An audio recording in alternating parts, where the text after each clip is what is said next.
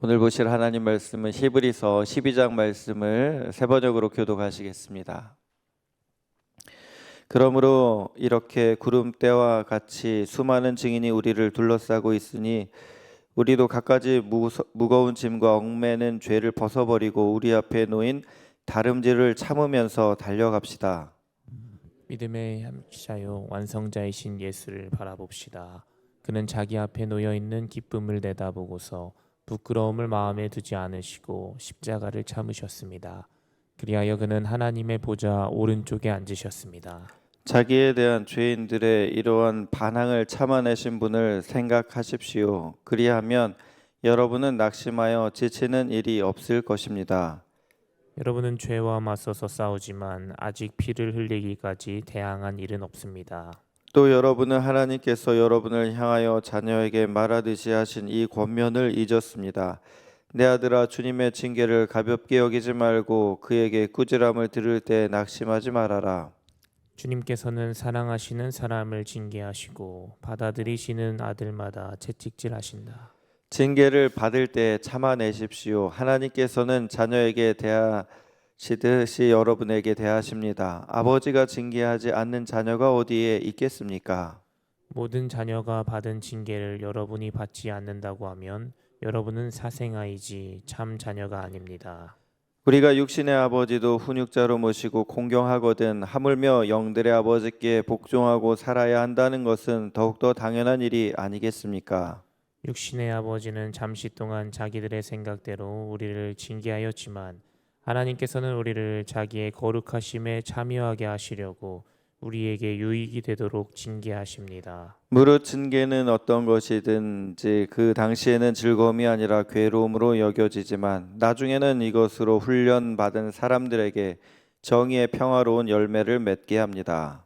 그러므로 여러분은 나른한 손과 힘 빠진 무릎을 일으켜 세우고 똑바로 걸으십시오. 그래서 절름거리는 다리로 하여금 삐지 않게 하고 오히려 낫게 하십시오. 모든 사람과 더불어 화평하게 지내고 거룩하게 살기를 힘쓰십시오. 거룩해지지 않고서는 아무도 주님을 뵙지 못할 것입니다.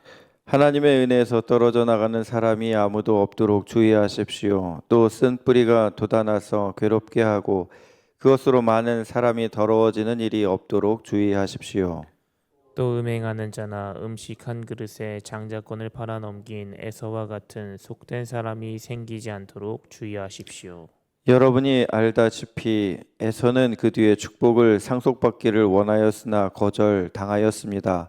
그는 눈물을 흘리면서 구하였건만 회개할 기회를 얻지 못하였습니다. 여러분이 나아가서 이른 곳은 신의 산 같은 곳이 아닙니다. 곧 만져볼 수 있고 불이 타오르고 흑암과 침침함이 뒤덮고 폭풍이 일고 나팔이 울리고 무서운 말소리가 들리는 그러한 곳이 아닙니다. 그 말소리를 들은 사람들은 자기들에게 더 말씀하시지 않기를 간청하였습니다. 비록 짐승이라도 그 산에 닿으면 돌로 쳐 죽여야 한다 하신 명령을 그들이 견디어내지 못했기 때문입니다. 그 광경이 얼마나 무서웠던지 모세도 말하기를 나는 두려워서 떨린다 하였습니다.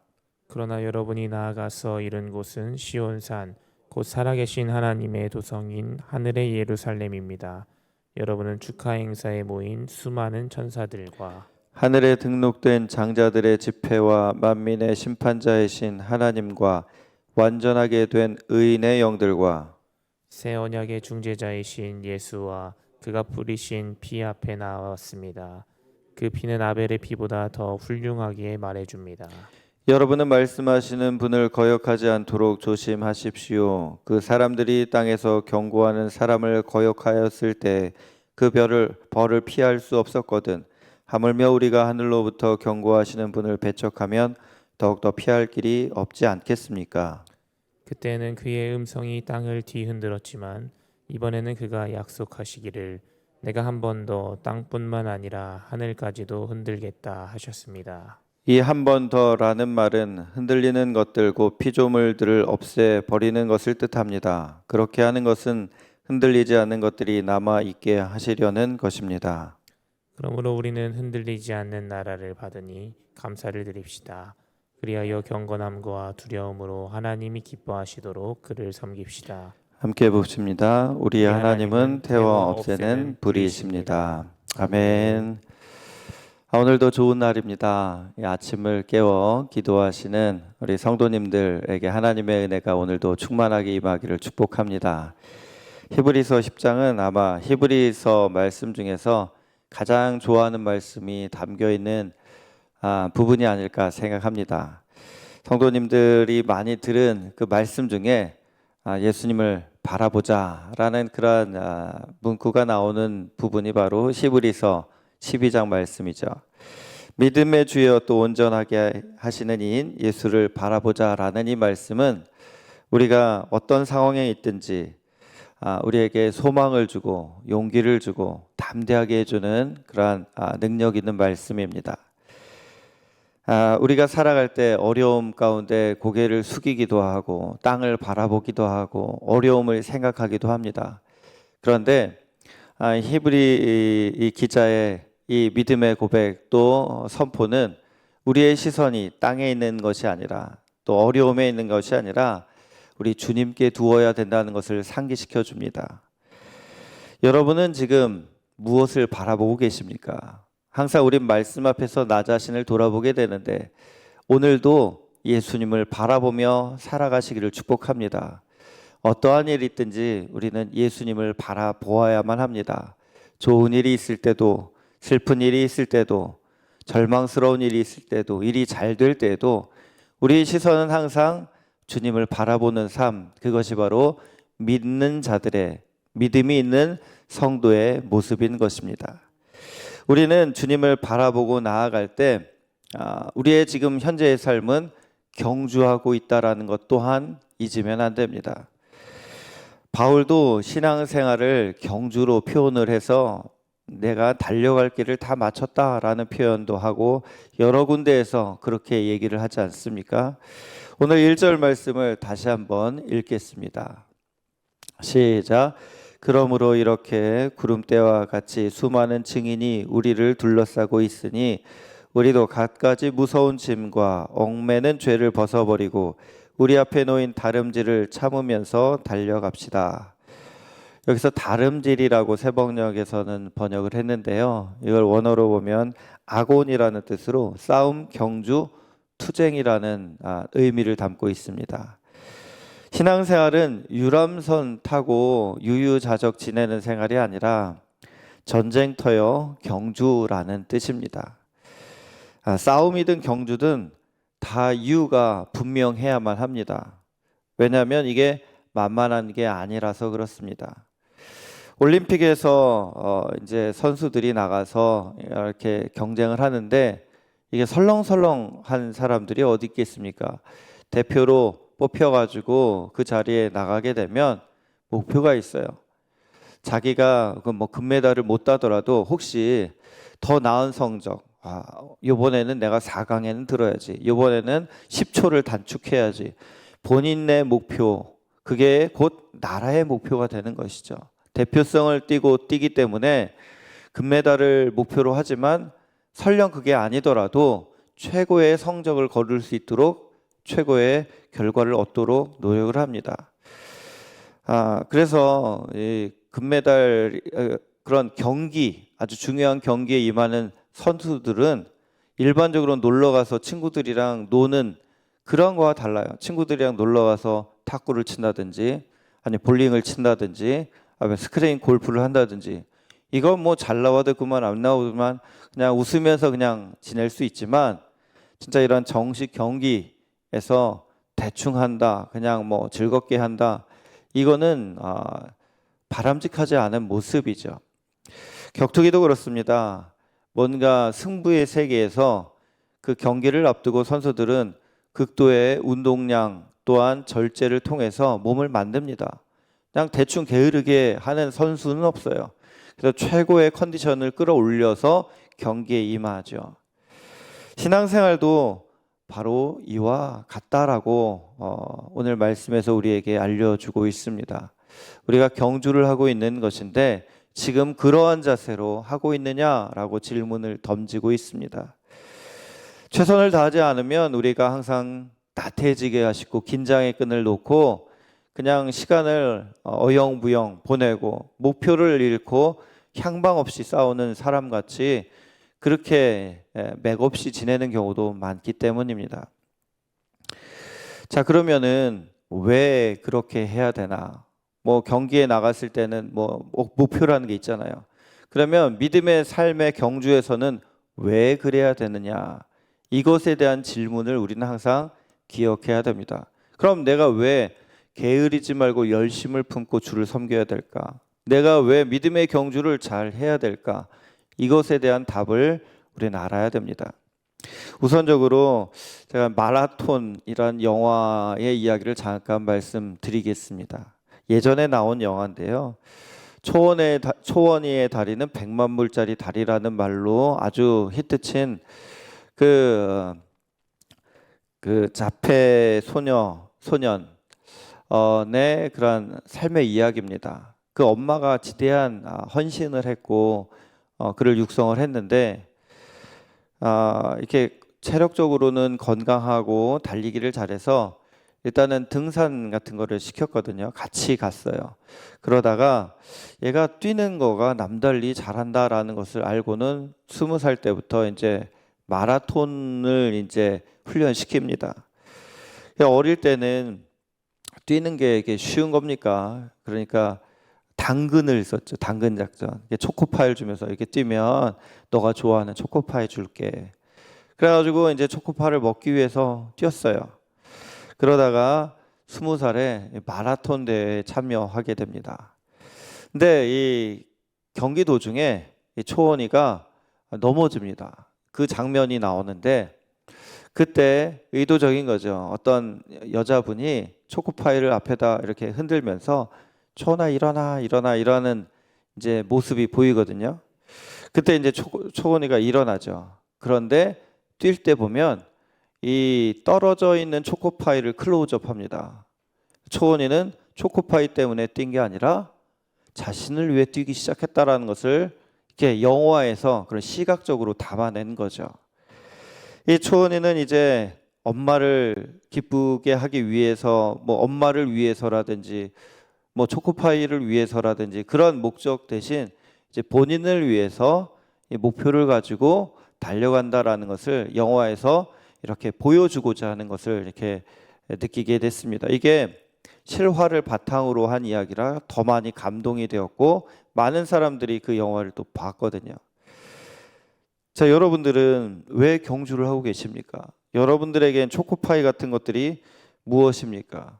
돈, 명예, 무슨 좋은 내가 이 세상에서 또 아주 유익한 것들, 이게 어쩌면 삶의 어떤 당근과 같이 우리를 이렇게 움직이게 만드는 동기가 될 수는 있습니다. 그런 것들이 있으면 좋긴 하죠. 그런데 그것만을 위해서 뛰다 보면 반드시 넘어지게 되어 있습니다. 만약에 내 기대치에 좀 못 미치면 실망을 하거든요. 낙심을 하거든요. 좌절을 하거든요.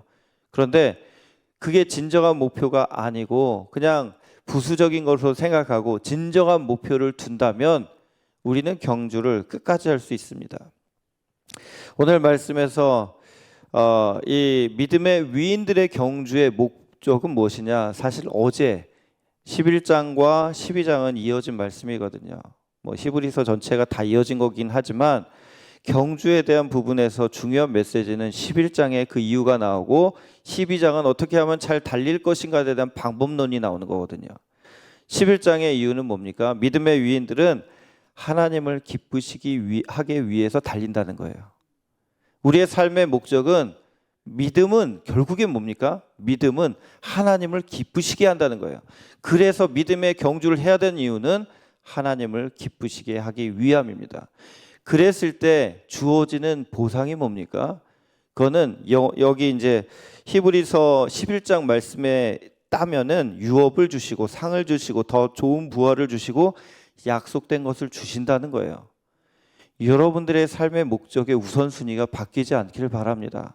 내가 사는 것은 하나님을 기쁘시게 하기 위함이다. 내가 믿음으로 이 경주를 해야 되는 이유는 뭐 그냥 이렇게 명예를 얻기 위해서, 내 성공하기 위해서, 뭐 잘 되기 위해서가 아니라 그런 것도 있으면 좋겠지만 하나님을 기쁘시기 위해서 믿음의 경주를 한다는 걸 잊지 마시기 바랍니다.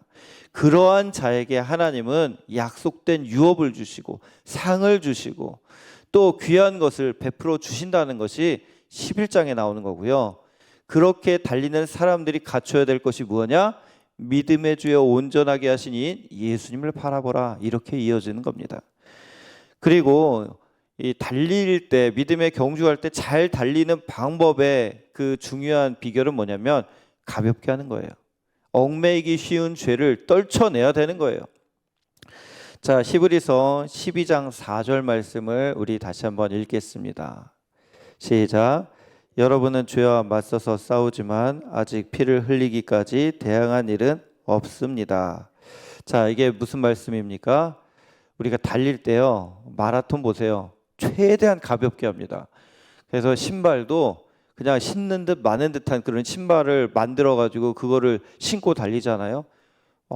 조금만 달리는 거는 뭐 물 들고도 뛸 수 있고 뭐 가방 메고도 뛸 수 있죠.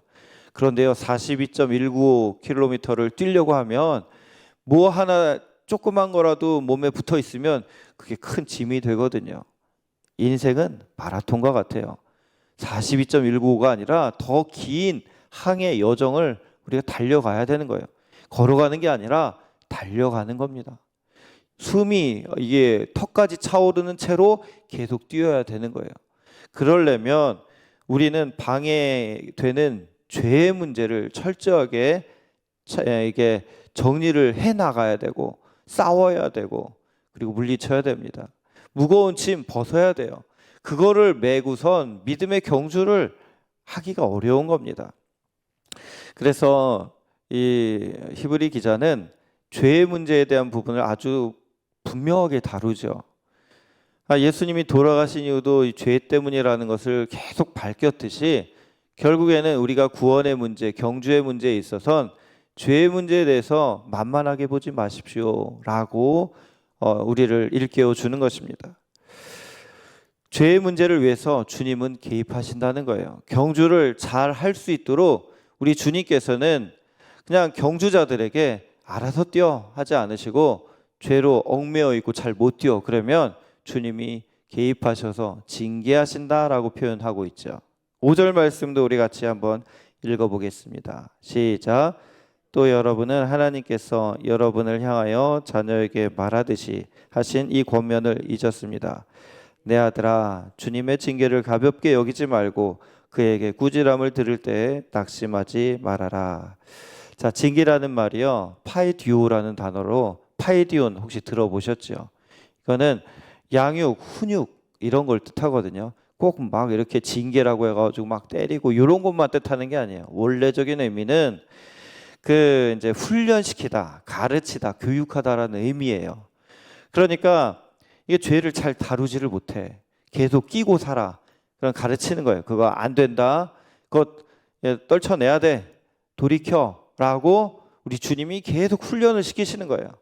이런 것이 있는 자녀가 어떤 자녀예요? 참 자녀예요. 그런데 뭐 사생자, 뭐 이렇게 버린 자녀 이런 사람들한테는 하나님께서 그런 얘기를 안 하신다는 거예요. 내가 만약에 죄를 펑펑 짓고 살고 마음대로 사는데 하나님이 아무 반응을 안 하신다, 그럼 대성통곡하셔야 돼요. 난 버림받았구나. 이렇게 내가 죄를 짓는데도 하나님이 아무 말씀도 안 하시다니. 여러분, 사랑하는 사람은 절대로 아무 말씀 안 하시지 않아요. 진짜 다리 몽둥이를 부러뜨려서라도 일깨우십니다. 그때 정신을 차리거든요. 그게 정신을 그때 차리는 것도 복이에요.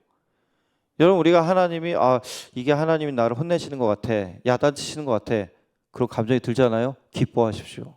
야, 하나님이 나를 사랑하시는구나. 이걸 느끼셔야 돼요. 자, 여기 보면은요 8절 말씀 이렇게 나오지 않습니까? 같이 읽을까요? 시작. 모든 자녀가 받은 징계를 여러분이 받지 않는다고 하면 여러분은 사생 아이지 참 자녀가 아닙니다. 17절 말씀도 같이 보시겠습니다. 17절 시작. 여러분이 알다시피 에서는 그 뒤에 축복을 상속받기를 원하였으나 거절당하였습니다. 그는 눈물을 흘리면서 구하였건만 회개할 기회를 얻지 못하였습니다. 자, 에서는요 기회가 없었어요. 버림받았기 때문에. 슬픈 일입니다. 뒤늦은 눈물 아무 소용이 없었다는 거죠. 그래서 11절 말씀, 우리가 여러분이 훈련받을 때 이런 마음을 가지십시오라는 것인데 같이 읽겠습니다. 11절 시작. 무릇 징계는 어떤 것이든지 그 당시에는 즐거움이 아니라 괴로움으로 여겨지지만 나중에는 이것으로 훈련받은 사람들에게 정의의 평화로운 열매를 맺게 합니다. 자, 훈련의 결과가 의와 평강이라는 거죠. 훈련을 통해서 우리는 주님을 닮아간다는 거예요. 더 잘 달릴 수 있게 되는 것입니다. 말씀을 맺습니다. 우리가 믿음의 경주자로 지금 달려가고 있지 않습니까?